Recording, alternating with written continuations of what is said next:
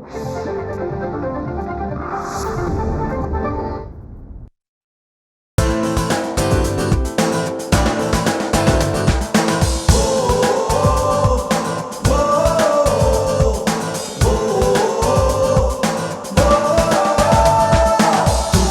से झुके नहीं, कदम कभी डिगे नहीं। ओ तूफानों से झुके नहीं, कदम कभी डिगे नहीं, राह में रुके नहीं, आसमां से बुलंदी तक, कोशिश से कामयाबी तक, कोशिश से कामयाबी तक, कोशिश से कामयाबी तक, कोशिश से कामयाबी तक, कोशिश से कामयाबी तक।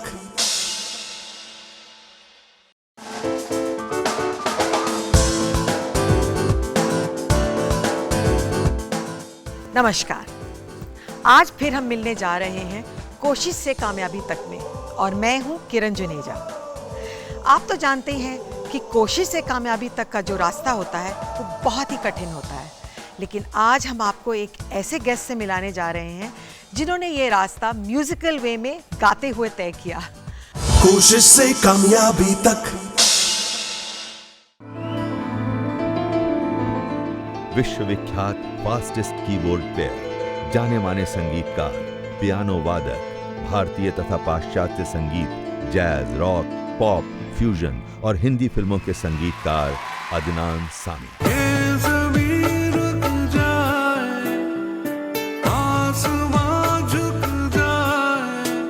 ऐसे शख्स जिन्होंने भारतीय शास्त्रीय संगीत को पियानो पर बजाया। लंदन में जन्मे अदनान 16 साल की कम उम्र से ही पंडित शिव कुमार शर्मा से संगीत की शिक्षा लेते रहे। कभी तो नजर मिलाओ आशा भोसले के साथ गाए इस सुपरहिट गाने से उन्होंने सन 2000 में भारतीय पॉप म्यूजिक में अपना पहला कदम रखा। कभी तो नजर मिलाओ।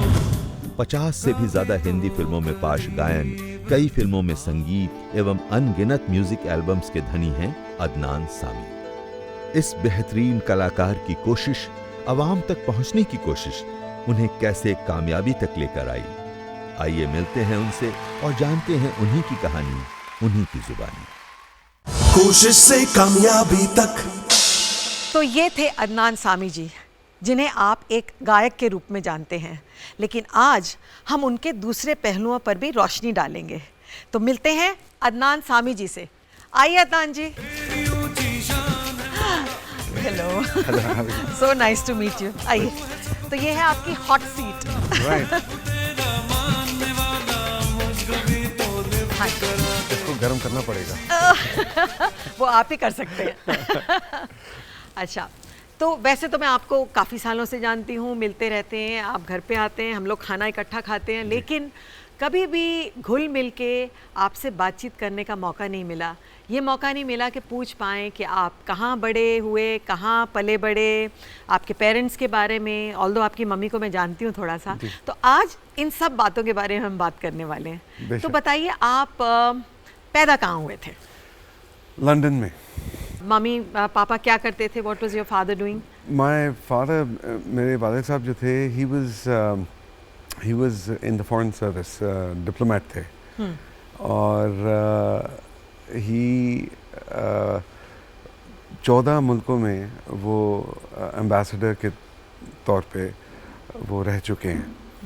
तो हमारी ज़िंदगी जो थी वो अलग अलग मुल्कों में बढ़ी हुई। तो अदनान जी, नॉर्मली हम एक ही स्कूल में बड़े होते हैं और हमारे फ्रेंड्स होते हैं बचपन के। आप तो स्कूल बदलते रहे, डिफरेंट कंट्रीज़ में जाते रहे, तो आपके बचपन के कोई फ्रेंड्स हैं और आप ये बात को आपने मिस नहीं किया कि हर 2-3 साल में नए फ्रेंड्स आ जाते हैं और जो पुराने हैं वो छूट जाते हैं? हमारी ज़िंदगी ऐसी थी कि हर 3-3.5 साल के बाद पोस्टिंग हो जाती थी। हम अपने बोरिया बिस्तर जो है वो बांध के हम कहीं और किसी और मुल्क में चले जाते थे। तो ये वो जो वहाँ पे जो हमने दोस्त बनाए वो वहीं पे रह गए, और फिर हम दोबारा उस तरह से उन मुल्कों में नहीं गए। लेकिन और फिर सब अपने अपने रास्ते पे निकल पड़े। फिर जब मैं तकरीबन 12 साल की उम्र का हुआ तो मेरे पिताजी ने ये सोचा कि ये जो कांस्टेंट मूवमेंट है, हाँ जी। ये क्योंकि देखिए वो सिर्फ एक नए मुल्क में जाके सेटल होने वाली बात नहीं थी। नया स्कूल, नया style, every school has got its own methods etcetera. पर लैंग्वेज प्रॉब्लम कैसे सॉल्व करते लैंग्वेज थे आप? प्रॉब्लम्स भी हुआ करती थी। तो कितनी लैंग्वेजेस जानते हैं आप? मैं एक्चुअली बहुत कम लैंग्वेजेस जानता हूँ। पोर्चुगीज़, जब पोर्चुगल जोन सा भी मुल्क छोड़ा, वो अनफॉर्चुनेटली वो लैंग्वेज भी साथ में क्या कहते हैं, क्योंकि वो जब तक आप मुसलसल बोलते ना रहो, you and up forgetting it. तो अब फिर 12 साल की उम्र में फिर उन्होंने ये सोचा कि मुझे बोर्डिंग स्कूल भेज दिया जाए। तो आप जब बोर्डिंग स्कूल गए, आपका क्या एक्सपीरियंस रहा? वालिद साहब ने मुझे पहले से थोड़ा सा वार्न किया हुआ था। उन्होंने मुझे 2-3 चीज़ों के बारे में वार्न किया था। उन्होंने कहा कि देखो, एक तो रैगिंग के बारे में उन्होंने मुझे बताया हुआ था कि this will happen, so you better be prepared for it. फिर द अदर थिंग दैट जो उन्होंने मुझे जिस चीज़ के बारे में उन्होंने वार्न किया था, वाज रेसिज्म। आपने फेस किया? एक्चुअली मैं जिस अंदाज में प्रिपेयर होके गया था, जिस तरह से उन्होंने मुझे तैयार किया था, एक चीज़ के बारे में उनको भी शायद अंदाज़ा नहीं था, मुझे तो डेफिनेटली नहीं था, कि म्यूज़िक ने बड़ा हाथ दिया मेरा। अच्छा। वो क्या था कि मैं पियानो बजाता था, तो आई बिकेम वेरी पॉपुलर। उसकी वजह से मुझे रेसिज्म का सामना जो था वो नहीं करना पड़ा। तो स्कूलिंग आपने वहाँ पर की। हाँ। तो ऑब्वियसली अंग्रेजी तो बहुत अच्छी थी, हिंदी के साथ आप कैसे टच में रहे? इसी क्या होता है कि जब आप बाहर जाते हैं ना, तो 2 चीज़ें हो सकती हैं। या तो आप बिल्कुल वहीं के हो जाओगे, या फिर आप पकड़ के बैठ जाते हो, या फिर आप पकड़ के बैठ जाते हो कि भाई ये मेरी चीज़ है, इसको ना मैं किसी तरीके से भूलूं। तो मेरे पेरेंट्स ने इस चीज़ को बहुत अहमियत दी। उन्होंने कहा कि भाई हम अपने बच्चों को चाहे जिधर भी लेके जाएं, लेकिन अपना कल्चर जो है वो उनको एकदम पकड़ के उनको बिठाना है। क्योंकि अब उसमें क्या था कि इत्तेफाकन मेरे फादर और मदर दोनों, दे लव म्यूज़िक। और घर में हर तरह का म्यूज़िक बजता था, चाहे वो जैज़ हो, चाहे वो पॉप म्यूज़िक हो, चाहे वो गज़लें हो, चाहे हिंदुस्तानी क्लासिकल म्यूज़िक हो, सब चीज़ें बजती थी। आपका फेवरेट कौन सा म्यूज़िक था बचपन में? एक्चुअली मुझे सब चीज़ें पसंद थी। वेस्टर्न क्लासिकल भी बहुत पसंद था। उस वक़्त हिंदुस्तानी क्लासिकल म्यूज़िक से मेरा इतना ज़्यादा एक्सपोजर नहीं था। हालांकि बाबा बहुत बजाते थे, लेकिन सुनते थे, लेकिन मेरा उस तरफ इतना ध्यान नहीं था। जैज़ के ऊपर बहुत था। घर में चाहे वो गालिब हो, चाहे वो मीर तकी मीर हो, चाहे जो भी हो, वो अक्सर बजता था। वो सुनाते थे मुझे, और मुझे बताते थे कि इसका मतलब ये है। और ये आदत जो थी वो उनके मतलब कि मरते दम तक रही, कि वो अगर कोई गज़ल सुन रहे हैं, उसका मीनिंग बताते उसकी वो बताते थे कि इसका मतलब पता है। मैंने कहा बाबा अब तो मैं खुद बनाता हूँ, अब तो मुझे बख्श दे। उन्होंने कहा नहीं मत बताओ मुझे। मैंने कहा जी इसका मतलब ये है। That's really cute. अच्छा, बच्चे जो होते हैं वो हमेशा बच्चे ही रहते हैं। मैंने कहा जी मैंने इतनी ज़्यादा गज़लें खुद बना दी, अब तो यकीन कर लीजिए। तो सबसे क्लोजेस्ट आप अपने फादर के थे या? मेरे वालिद साहब जो थे, वो मैं आज ख़ास तौर पे कह सकता हूँ कि उन्होंने एक चीज़ मुझे कही थी, वो ये थी कि मैं तुमको तुमसे बेहतर जानता हूँ। और मैं उस वक़्त कहता था कि नहीं बाबा आप नहीं जानते। हाँ। लेकिन उन्होंने कई चीज़ें ऐसी बोली मुझे बचपन में, जो आज आप देख रहे हैं। आज मैं महसूस करता हूँ कि वो उस वक़्त जानते थे मेरे बारे में कि तुम्हारी ज़हनियत जो है वो ये है, तुम ये फ़लानी चीज़ जो है तुम इस तरह से तुम सोचोगे। मैंने कहा मैं नहीं सोचूंगा इस तरह से। और आज मैं जब वापस देखता हूँ मैं कहता हूँ कि हाँ वाकई वो मुझे ज़्यादा अच्छी तरह जानते थे मुझे बनिस्बत मुझे खुद। My father was my other self. एक भाई है आपका? जी मेरे एक छोटे भाई हैं। तो वो कहीं से भी म्यूज़िक फील्ड में हैं या बिल्कुल अलग हैं? नहीं, उनको म्यूज़िक से बड़ा शौक है। हम सबको, we are all first music lovers. और वो गाते भी हैं, लेकिन उस तरह से उन्होंने गायकी को करियर नहीं लिया। हाँ।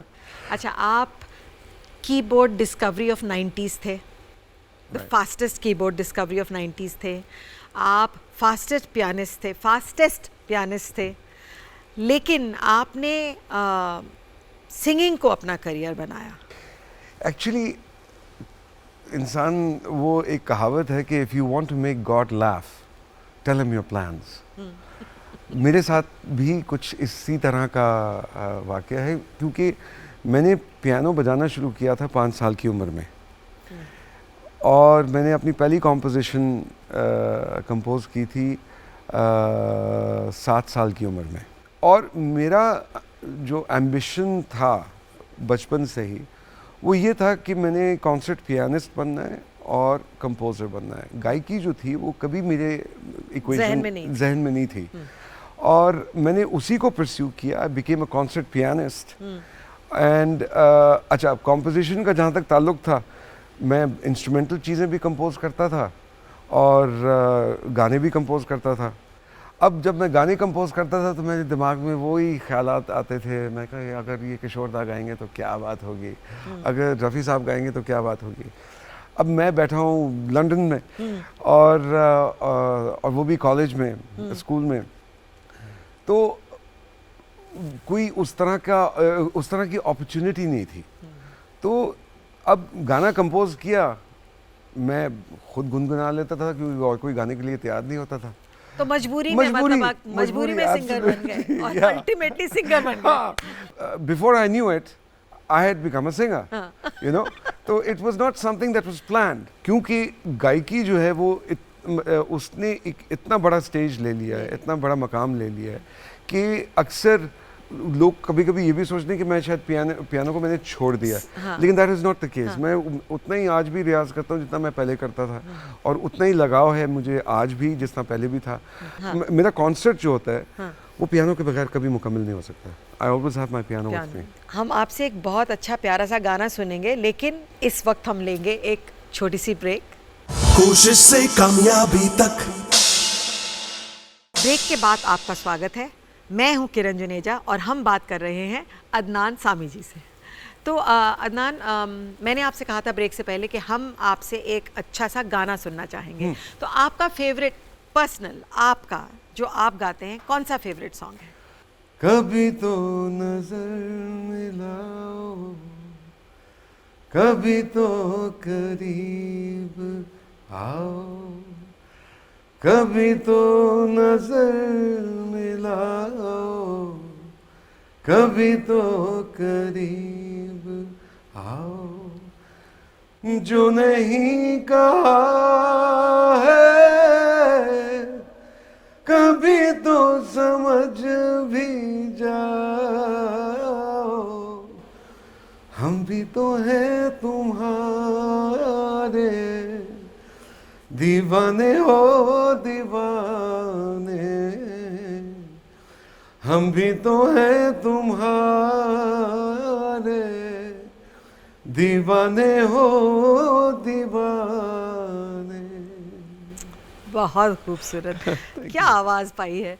अच्छा, ये बताइए, ये तो आवाज़ की बात हुई, लेकिन एक रूमर ऐसा है कि आपकी जो फिंगर्स हैं, क्योंकि आप एक पियानिस्ट थे, तो आपने अपने फिंगर्स को भी इंश्योर कराया था। इसमें कोई सच है कि नहीं? इसमें सच है। अच्छा। यस, मैंने इंश्योर करवाए थे। हाँ। जब इन द अर्ली 90s, और वो क्योंकि उस वक़्त मुझे रिकॉर्ड मिला और या ख़िताब मिला व्हाटएवर, तो उसके साथ साथ उन्होंने I was offered to insure my fingers, so I insured them. सच्चाई तो ये है कि आपने अपना करियर एक पाकिस्तानी फिल्म से शुरू किया था, ठीक है, जिसमें कि आपने संगीत भी गाया था, आपने कंपोजिशन भी की थी, और आप एक एक्टर भी थे उसमें। फिल्म का नाम था सरगम। तो उसके बारे में कुछ बताइए। मैंने अपना प्रोफेशनल करियर शुरू किया था 1986 में। तो फिर कंपोजिशन जब शुरू की, मैं लंदन में था। जो डायरेक्टर थे, प्रोड्यूसर थे इस फिल्म के, वो मेरे पास आए। उन्होंने कहा कि हम एक म्यूज़िकल फिल्म बना रहे हैं जिसका नाम है सरगम, और हम चाहते हैं कि आप उसमें म्यूज़िक दें। मैंने कहा ठीक है, alright, interesting, let's do it. अच्छा, कॉम्पोजिशन में काम करना शुरू कर दिया, तो कुछ अर्सा गुजरा तो उन्होंने कहा कि हम चाहते हैं कि आप इस फिल्म में एज अ लीड एक्टर भी आए। बन जाए, हाँ। तो मैंने कहा कि मेरा क्या ताल्लुक एक्टिंग से। आप मुझसे म्यूज़िक लो। उन्होंने कहा नहीं, बात ये कि ये फिल्म जो है ये एक म्यूज़िशियन के बारे में, और हम समझते हैं कि इस रोल को एक म्यूज़िशियन जिस अंदाज में निभाएगा वो एक एक्टर शायद उस तरह से ना कर सके। मैं ठरक में मैंने कहा कि चलो ठीक है, ये भी ट्राई कर लेते हैं। Actually my passion right from the beginning, मतलब ये कुछ चीज़ों में इंसान को कंफ्यूजन नहीं होता ना, वो था म्यूजिक। क्लियर था कि मुझे गाना ही गाना है, एग्जैक्टली, बाकी सब इंसिडेंटल है, हाँ, जो हो बाकी जाए सब सो हो इंसिडेंटल जाए। है। 91-92 की बात है, तो मैंने ये पंगा ले लिया, और as a form of experience, and you know जब वो ख़त्म हुआ experience, you know, by the grace of God it was a very successful film. मैं वापस जो मेरा म्यूजिक था मैं वापस उसी में चला गया। आई वाज वेरी क्लियर कि मैंने अभी म्यूजिक में बहुत कुछ आगे करना है, तो मेरा उस तरह से कभी भी वो फोकस जो था वो डिविएट नहीं हुआ। मेरा फोकस हमेशा म्यूजिक था। कहते हैं कि आशा जी इस दौरान आपसे मिली थी, इस फिल्म के दौरान, और उनका आपके ऊपर काफ़ी इन्फ्लुएंस रहा है, काफ़ी उनके साथ आपने काम भी किया है, उसके बारे में कुछ बताइए। एक्चुअली आशा जी के साथ मेरी सबसे पहली मुलाकात हुई थी लंदन में 11 साल की उम्र में, और हमारे वो कॉन्सर्ट के लिए आई हुई थी in the early 80s, and साथ में पंचम दा भी आए हुए थे, R D Burman. I was very keen to meet her and Pancham da. तो लंदन में वहाँ पे उनसे मेरी पहली मरतबा मुलाकात हुई, and that was an interesting meeting, क्योंकि मैं 11 साल का था। मैंने पियानो पे काफ़ी कुछ बजाया हुआ था, कुछ रिकॉर्डिंग्स मेरे वालिद साहब ने की हुई थी मेरी, तो मैंने वो सुनाई उनको। तो आशा जी ने बड़ा प्यार दिया उन्होंने मुझे, बल्कि उन्होंने मुझे कहा कि अगर इसी तरह से मेहनत करते रहोगे तो शायद म्यूज़िक डायरेक्टर बनोगे। तो मुझे बड़ा अच्छा लगा। पंचम दा उनका रिएक्शन जो था वो तो बड़ा ही यूनिक था। उन्होंने जब मेरी रिकॉर्डिंग सुनी तो उन्होंने कहा कि ये तुमने बजाया? मैंने कहा जी मैंने बजाया। अगर तुमने बजाया तो बहुत अच्छा बजाया। अच्छा। मैंने कहा कि मतलब ये अगर का क्या बात हुई? अगर से क्या मतलब? मैंने कहा जी मैंने ही बजाया। हाँ, अगर तुमने बजाया तो बहुत अच्छा बजाया। तो मैंने कहा जी मैंने ही बजाया। तो वो थोड़ी मतलब कि उनसे भी रहा ना गया, तो उनके पास एक पोर्टेबल कीबोर्ड सा था। अपने दूसरे कमरे से वो पोर्टेबल कीबोर्ड लेके आए, तो उन्होंने कहा ये बजा के दिखाओ मुझे।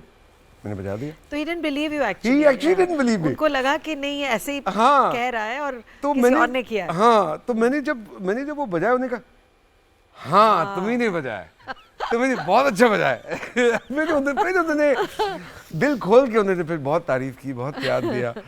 तो उसके बाद फिर किसको पता था कि जिंदगी में फिर आप मिलेंगे आशा जी से और उनके साथ गाना भी गाएंगे। एग्जैक्टली। और जो मेरा पहला रिलीज होगा हिंदुस्तान में वो उनके साथ, वो उन्हीं के साथ होगा। ये तो इंसान कभी प्रेडिक्ट नहीं कर सकता ना। इंडिया के बारे में, हमारे देश में ऐसी कौन सी बात है जिसने आपको इंडिया से अट्रैक्ट किया? प्यार। एक सिंपल सी चीज़ है जिसका नाम है प्यार, लेकिन वो सबसे कीमती चीज़ है और सबसे ज़रूरी चीज़ है, और वही चीज़ चाहिए इंसान को जीने के लिए। ये बाकी सब चीज़ें जो होती हैं ज़िंदगी में, ये हम अपने ऊपर वैसे ही ठोसते रहते हैं, थोप देते हैं, लेकिन असली चीज़ जो होती है वो प्यार है। भारतीय लोगों ने आपको उतना ही प्यार दिया जितना कि आप हमें दे रहे हैं। बल्कि मैं तो कहता हूँ कि मैं कभी उस तरह का प्यार वापस लौटाया ही नहीं सकता जितना मुझे मिला है, क्योंकि अगर वो प्यार ना मिला होता, वो कहते हैं ना कि ताली दो हाथों से बजती है, तो अगर वो प्यार ना मिला होता तो मैं फिर यहाँ पर इतने अरसे नहीं रहता। अच्छा, तो ये बताइए, इतने सालों में कोई ऐसा इंसिडेंट हुआ है जिसे आप, मतलब जो हमारी तरफ से आपकी तरफ हुआ हो, जो आप कभी नहीं भूल सकते? मैं कोलकाता गया हुआ था एक कॉन्सर्ट के लिए। तो कोलकाता में टाइम्स ऑफ इंडिया के एक रिपोर्टर ने एक रिव्यू लिखा। हाँ। और उसमें उसने बहुत प्यार भरा रिव्यू लिखा, बहुत तारीफ़ों के साथ। हाँ। और अच्छी चीज़ें लिखी। और आखिर में उसने एक बड़ी मज़े की बात बोली। उसने कहा कि we are proud that we have the answer to Pakistan's Nusrat Fateh Ali. जिस तरीके से लोगों ने मुझे अपना लिया, वो एक ऐसी चीज़ है जो इंसान को बस गिरफ्तार कर देती है प्यार में। That is true. तो अदनान, आइए देखते हैं एक छोटा सा audio visual. Ladies and gentlemen, we give you Adnan Sami. The magic.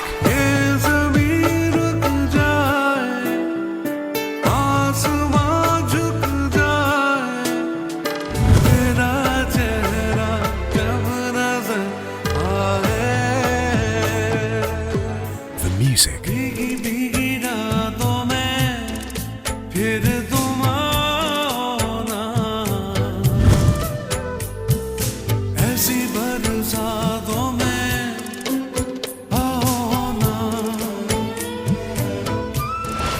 The pianist.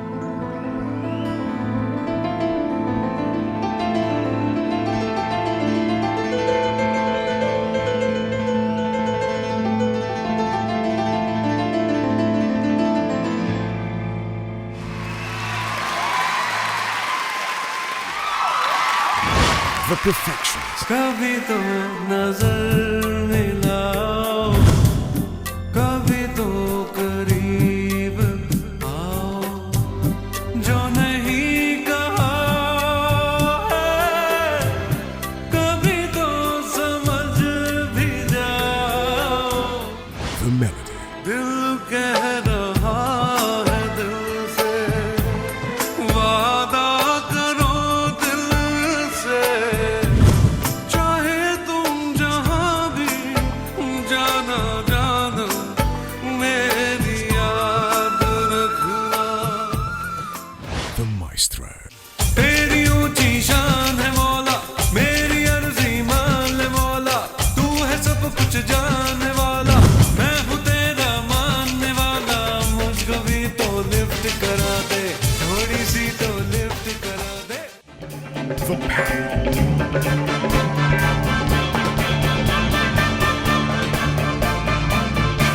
Ladies and gentlemen, the musical genius. लेकिन यहाँ पर अब हम लेंगे एक छोटा सा ब्रेक, लेकिन कहीं जाइएगा नहीं, क्योंकि हम बात कर रहे हैं आज अदनान सामी जी के साथ। कोशिश से कामयाबी तक। ब्रेक के बाद आपका स्वागत है। आप देख रहे हैं कोशिश से कामयाबी तक, और हम बात कर रहे हैं अदनान सामी जी के साथ। तो अदनान, अब ये बताइए कि आप मोटे से क्यूट से थे, लेकिन आपकी जो रोमांटिक लाइफ रही है वो बहुत ही कलरफुल रही है।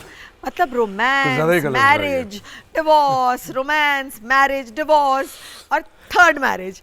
तो मुझे बताइए, पहले जो आपका रोमांस हुआ था वो आपकी फर्स्ट फिल्म के दौरान हीरोइन के साथ हुआ था।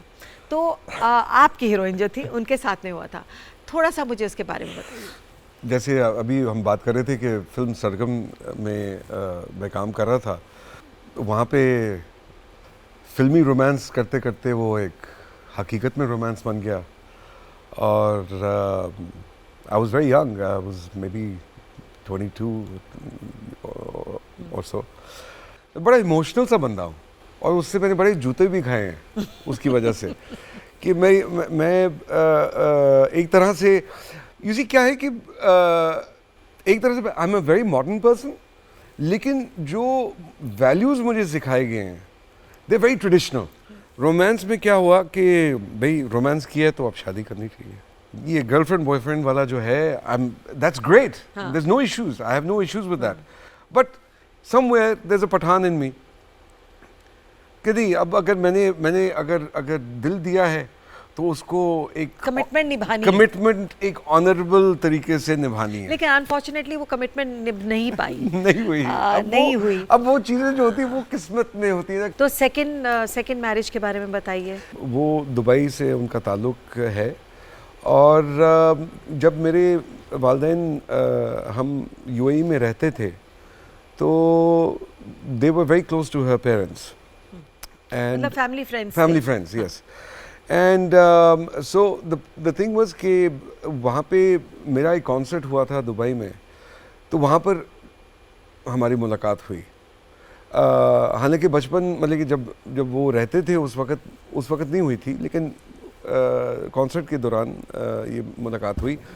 वहाँ से मुलाकात से एक रोमांस शुरू हुआ, और रोमांस से अगेन शादी।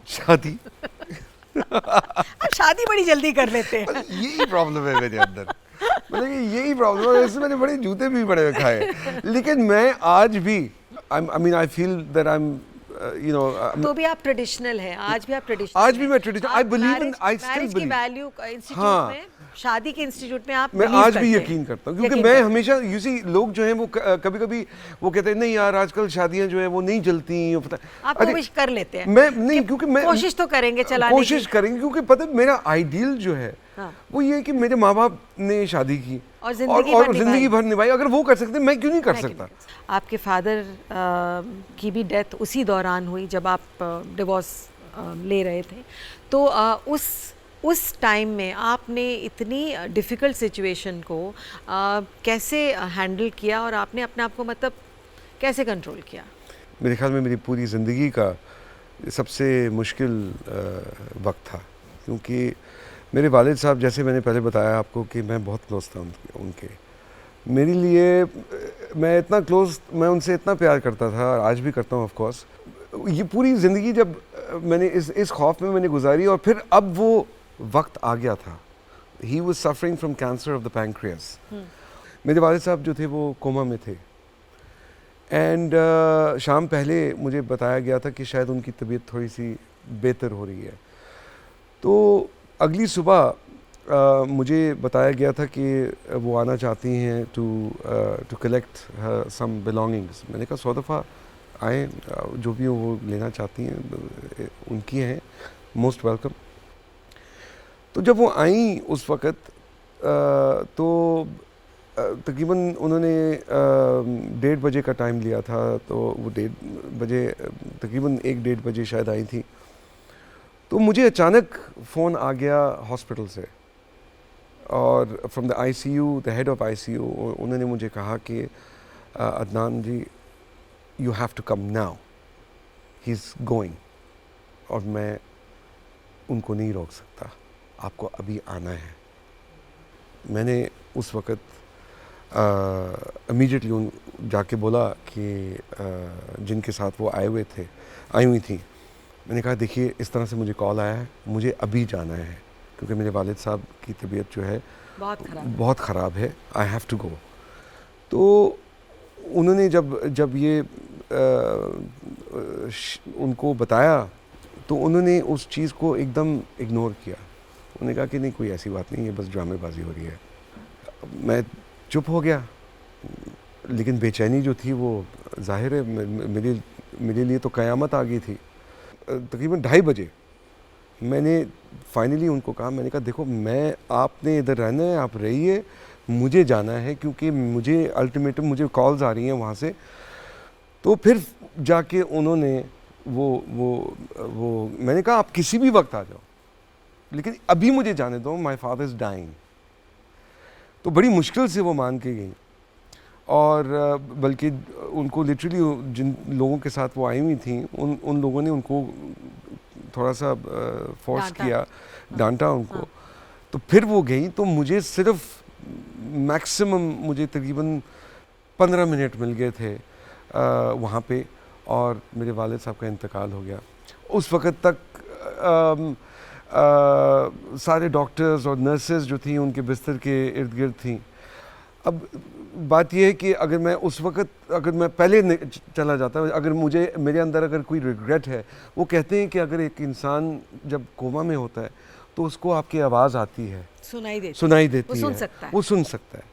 तो मुझे अगर आज एक रिग्रेट है वो ये है कि वो अगर मैं पहले पहुंच सकता वहाँ पे, तो कुछ जो आखिरी बातें मैं उनसे कहना चाहता था या मैं कहना चाहूँगा, वो मैं शायद उनके कान में डाल देता, वो किसी न किसी तरीके से मेरी बात सुन लेते और फिर चले जाते। तो मुझे you know, I would have liked to have done that. लेकिन जब by the time मैं पहुंचा वहाँ पे इतने लोग आ गए थे कि मुझे एक तन्हाई का मौका नहीं मिला कि मैं कुछ कह सकूं। और मेरे पहुंचते साथ ही, हमारे पहुंचते साथ ही मेरी वालदा भी थी साथ में, मेरे भाई भी थे, पहुंचते साथ ही फिर उनका वो गुजर गए। So that was something which I feel very bad about. Adnan, मैंने ये भी सुना है कि आप खुद एक बार ज़िंदगी में डेथ के बहुत क्लोज आ गए थे, बहुत ही मतलब क्या हुआ था उसके बारे में मुझे कुछ बताइए। मेरा वज़न बहुत ज़्यादा था, मेरा वज़न 230 किलो तक पहुंच चुका था। तो जब 230 किलो पहुंचा था तो मैं 2005 में लंदन गया हुआ था कॉन्सर्ट टूर के लिए, और इत्तेफाकन मेरे फादर भी मेरे साथ में थे। ही वॉज विजिटिंग लंदन, तो मैंने उनको कहा कि अपना विज़िट, वो जाते थे अपने चेकअप्स के लिए, क्योंकि वो, जैसे मैंने आपको कहा था कि वो कैंसर ऑफ द पैंक्रियास के मरीज़ थे। तो वहाँ पे क्रॉमवेल हॉस्पिटल है जहाँ पे वो अपना चेकअप कराते थे। तो मैंने उनको कहा कि अपना चेकअप उस वक्त कराइए जब मैं भी वहाँ पे हूँ। जब मैं वहाँ पे पहुँचा तो उन्होंने कहा कि मैं चेकअप जो है वो मैं सिर्फ इस सूरत हाल में करूँगा कि तुम भी करो। मैंने कहा अच्छा जी ठीक है, मैं कर लेता हूँ। जब मैं वहाँ पे गया चेकअप कराने, तो जब उसके रिज़ल्ट्स आए तो डॉक्टर ने, मेरे वाले साहब साथ में बैठे हुए थे, तो डॉक्टर ने मुझे कहा कि mister Sami, the kind of life style you have, जिस तरह की ज़िंदगी आप गुजार रहे हैं और जो आपके अभी जो रिज़ल्ट्स आए, हम आपको 6 महीने से ज़्यादा नहीं दे सकते इस दुनिया में, क्योंकि you are gonna go and I will not be surprised if your parents found you dead in a hotel room. अब हमारा अक्सर ये होता है कि भाई मुझे जो मर्जी कह लो, लेकिन मेरी फैमिली के सामने उनको पैनिक मत करो। हाँ। मुझे गुस्सा इस बात पे आएगा तो मेरे वाले साहब के सामने क्यों ये बात कह रहे हैं। हाँ, हाँ। You know? तो खैर मैंने सुन ली ये बात, एंड बाद में मैंने बाबा को कहने की कोशिश, मैंने कहा you know doctors are being a bit dramatic, वो ऐसे ही कहते हैं उनका, यू नो। मैंने कहा देख बच्चे, मेरे साथ ये डायलॉग नहीं चलेगा। I know that you are in a very critical situation. पर सिचुएशन वजन की वजह से थी, ये सब प्रॉब्लम वेट की वजह से थी, क्योंकि मुझे और सारी कॉम्प्लिकेशंस होने लगी, क्योंकि मुझे वाटर रिटेंशन बहुत होने लगी, एंड मुझे लिम्फोडीमा की बीमारी बहुत शदीद होगी। तो now I was in a situation, I needed a walking stick to walk, और अब अगर मैं एयरपोर्ट मतलब आप बिना लकड़ी के नहीं चल सकता था। अच्छा। उस वक्त अगर मैं बैठ गया किसी जगह पे तो उठना मुश्किल नहीं, 2 लोग, हाँ, एक भी नहीं, 2 लोग उठाते थे मुझे। अगर मुझे यहाँ से आपके यहाँ तक चलना पड़ता तो मुझे 2 लोग पहले उठाते, मुझे बड़ा कैलकुलेट करके आगे चलना पड़ता। ये चीज़ लोगों ने नहीं देखी। हाँ, मेरी। हाँ, लोग अक्सर कहते ओ यू नो सो क्यूट से थे, मोटे से रोली पोली, उनको ये नहीं पता कि उसके पीछे कहानी क्या है। अच्छा, फिर ये भी होता है, अच्छा ये अजीब सी बात है कि लोग, जब मेरा वजन जो था वो इतना ज़्यादा था, एक तरफ से कहते थे कि ओह ही so cute, he so this, और फिर कुछ लोग तो ऐसे कहते यार देखो यार इसको खुदा का खौफ नहीं है, ये इतना मोटा हो गया, इसको कोई डर नहीं लगता, एटसेट्रा। अब मैंने वजन कम कर दिया, लेकिन वो जो आप जो क्यूट थे ना, अब दोनों चीजें बड़ा तो अच्छा था। देखा यार खुदा के वास्ते दोनों चीजें तो नहीं हो सकती ना। अदनान, बहुत इंटरेस्टिंग बातें हो रही है, लेकिन इस वक्त हमें लेना पड़ेगा एक छोटा सा ब्रेक, और वापस आएंगे ब्रेक के बाद अदनान सामी से बात करने के लिए। कोशिश से कामयाबी तक। ब्रेक के बाद आपका स्वागत है कोशिश से कामयाबी तक में। मैं हूँ किरण जुनेजा और हम बात कर रहे हैं अदनान सामी जी से। हम वेट के बारे में आपकी बात कर रहे थे, तो आपने बहुत क्यूट थे, इतनी सारी गर्लफ्रेंड्स भी हो गई जब आप मोटे थे, मतलब कोई प्रॉब्लम ऐसे नहीं आई। लेकिन मैं ये इससे मुझे याद है कि जब वेट बहुत ज़्यादा था तो अक्सर हीरो मेरे पास आते थे, यार हम जिम में जाके 6 पैक्स ये वो काम करते, तुम मोटे खाते पीते हो के तुम बड़ी हीरोइंस के साथ तुम रोमांस कर रहे हो। मैंने कहा बस ठीक है ना, मेरा 1 पैक है। वो था ना, वो क्या एक गाना था आपका, लिफ्ट करा दे वो वाला गाना सुना दीजिए, बहुत ही क्यूट गाना है।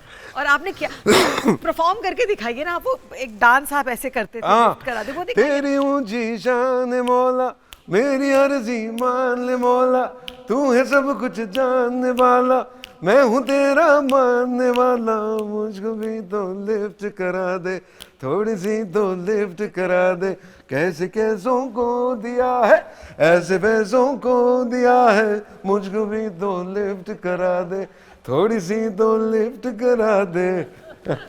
बहुत ही इतना क्यूट गाना था और मुझे याद है सारी गर्ल्स आपके आसपास घूमती थी इस गाने में। बहुत ही क्यूट गाना है। अच्छा, एक राज ये भी है आपके वज़न, इतना ज़्यादा वज़न होने का कि आप खाना बहुत ही लजीज बनाते हैं और आपको खाने का बहुत शौक था। मैं था कहूँगी क्योंकि अब तो नहीं खा सकते आप इतना, तो बताइए उसके बारे में। खाने का शौक उस वक़्त भी था, आज भी है।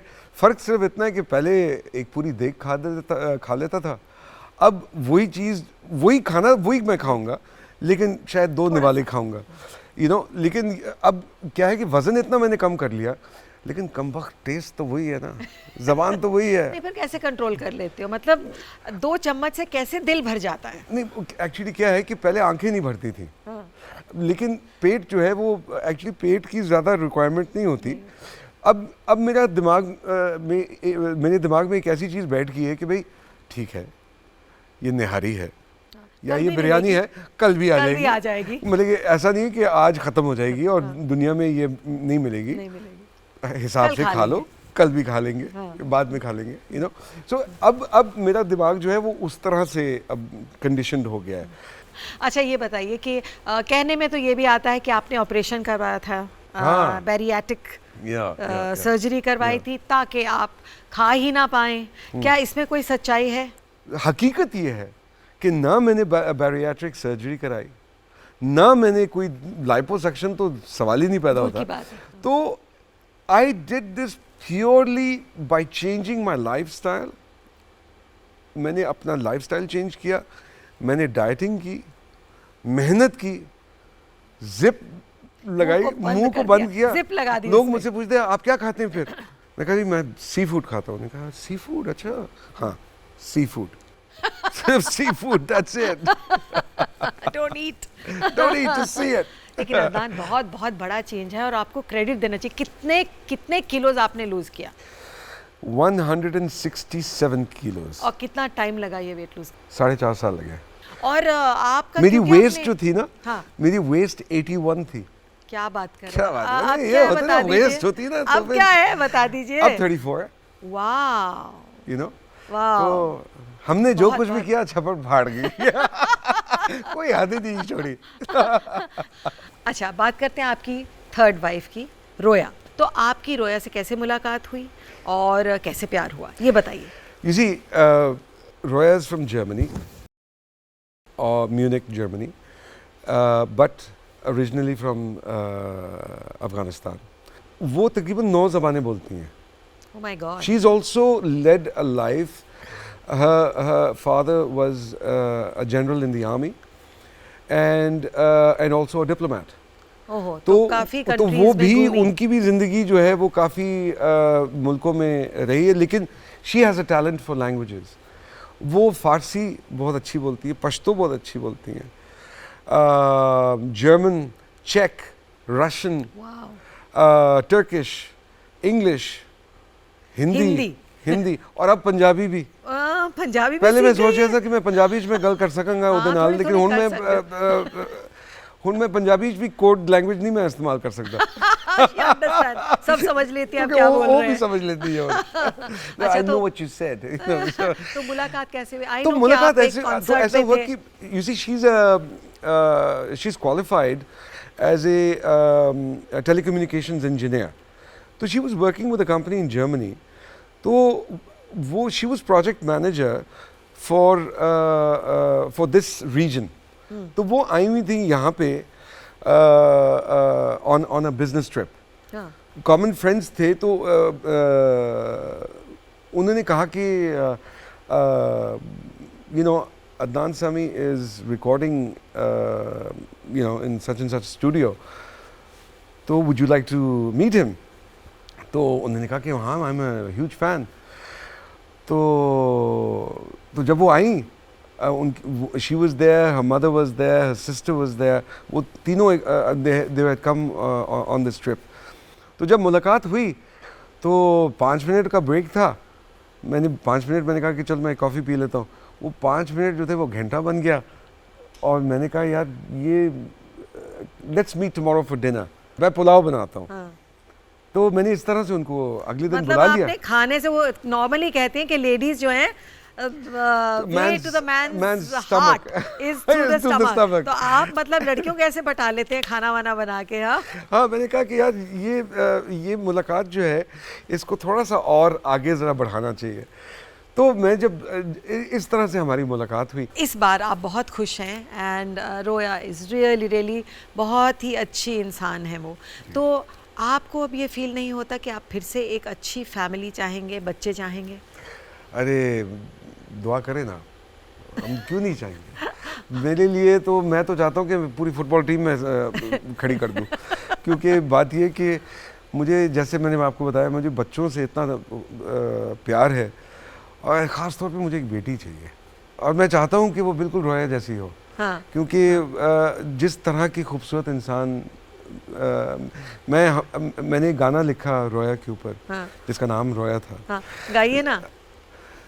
रोशनी कहाँ मेरी रोशनी कहाँ, महक कहाँ मेरी महक कहाँ, बोलो रोया डार्लिंग रोया, बोलो रोया डार्लिंग रोया। हो थक गई टिक टिक करती है घड़ी, आंसुओं की टिप टिप की उम्मीदें भरी, बोलो रोया डार्लिंग रोया, बोलो रोया डार्लिंग रोया। वादा करो कभी मुझे ना छोड़ोगी, वादा करो कभी दूर न जाओगी, तेरे लिए मेरे ना रा रा रा रा रा ला रा रा रा रा।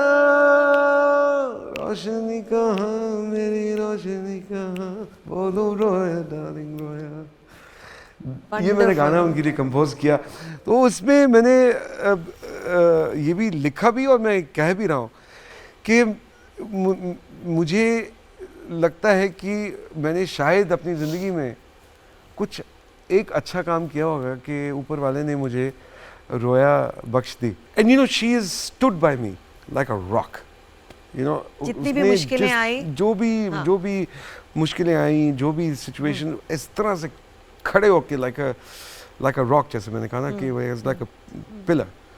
ये एब्सोल्युटली वंडरफुल। ये ऊपर वाले की देन है। अच्छा, ये बताइए कि आप तो मल्टी फैसेटेड हैं ही, कुक हैं, सिंगर हैं, पियानिस्ट हैं, कंपोज़र हैं, सब कुछ हैं, लेकिन आपको ऐसा लगता है कि कुछ स्टैग्नेशन पॉइंट आ गया, कुछ आप अलग अब म्यूज़िक में भी, मे बी म्यूज़िक में या किसी और एरिया में कुछ अलग करना चाहते हैं, या एक्टिंग करना चाहते हैं फिर से, या कुछ करना चाहते हैं? फ्यूचर प्लान्स क्या हैं?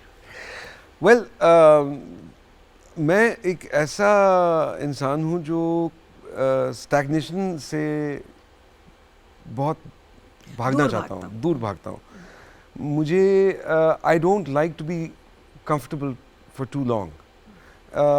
मैं हमेशा एक बोर्डम आ जाता है, बोर्डम आ थोड़ी जाता देर के है। बाद लगता है कि अब कुछ नया करें, ये बहुत हो गया। एग्जैक्टली। हाँ, तो इसलिए अगर देखा जाए तो मैंने शुरू किया हिंदुस्तानी क्लासिकल के साथ, फिर मैं पॉप म्यूज़िक में भी आ गया, मैं फिल्म म्यूज़िक में भी आ गया, फिर मैंने गाना भी शुरू कर दिया, मैंने पियानो तो मैं बजाता ही था, और फिर मैंने वो एक फिल्म भी कर ली, फिर वापस म्यूज़िक में आ गया, etcetera etcetera and so on so forth. तो अचानक सलमान का फ़ोन आया कि you no bro there's this song that I'd love you to sing. It's actually not a song. It's a qawwali. Qawwali, आपने मैंने कवाली कहा- गाई है? हाँ, तो मैंने कहा कि यार मैंने कवाली नहीं कभी गाई. उन्होंने कहा कि yeah, but it'll sound very different in your voice. Why don't you? यार, Try let's करते it. हैं? Why हाँ, not? क्यों Let's नहीं? try it. हाँ. तो मैंने पहली मर्तबा अपनी ज़िंदगी में मैंने कवाली गाई and I enjoyed the experience. And I'm so happy. सुनेंगे सुनेंगे सुनेंगे. भर दो झोली मेरी या मोहम्मद, लौट कर मैं न जाऊंगा खाली. भर दो झोली मेरी या मोहम्मद, लौट कर मैं न जाऊंगा खाली. भर दो झोली आका जी, भर दो झोली नबी जी, भर दो झोली इलाही, भर दो झोली मेरी या मोहम्मद, लौट कर मैं न जाऊंगा खाली. Very nice, very Thank you. Nice. तो अब तो हमारा टाइम भी खत्म होने जा रहा है, लेकिन उससे पहले हमें करना पड़ेगा रैपिड फायर राउंड. ओके. तो ये बताइए, इंटरनेशनली इनमें से किससे आप सबसे ज़्यादा प्रभावित हुए? बीथोवन, मोज़ार्ट या आर्थर रूबिनस्टीन? बीथोवन. इन दिग्गजों में आप सबसे ज़्यादा किसको एडमायर करते हैं?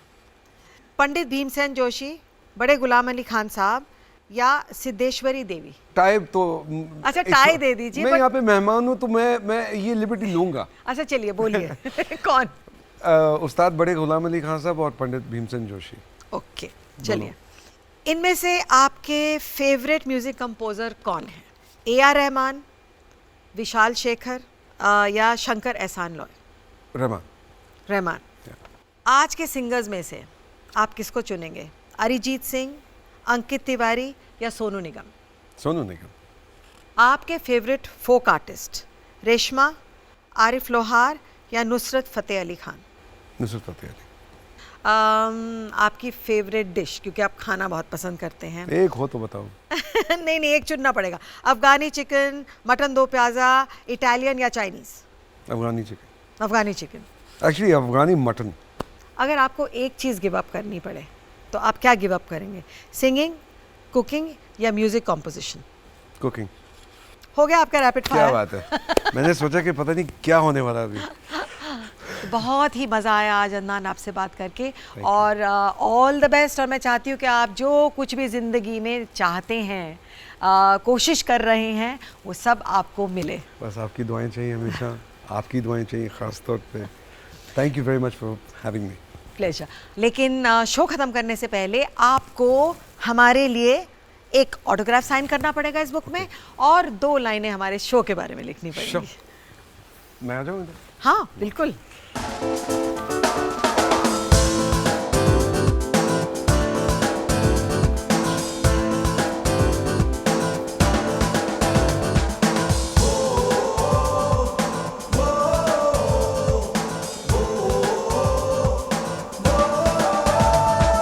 तूफानों से झुके नहीं,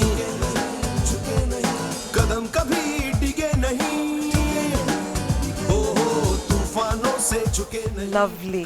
बहुत बहुत बहुत थैंक यू अदनान. राह में रुके नहीं, आसमां से बुलंदी तक, कोशिश से कामयाबी तक.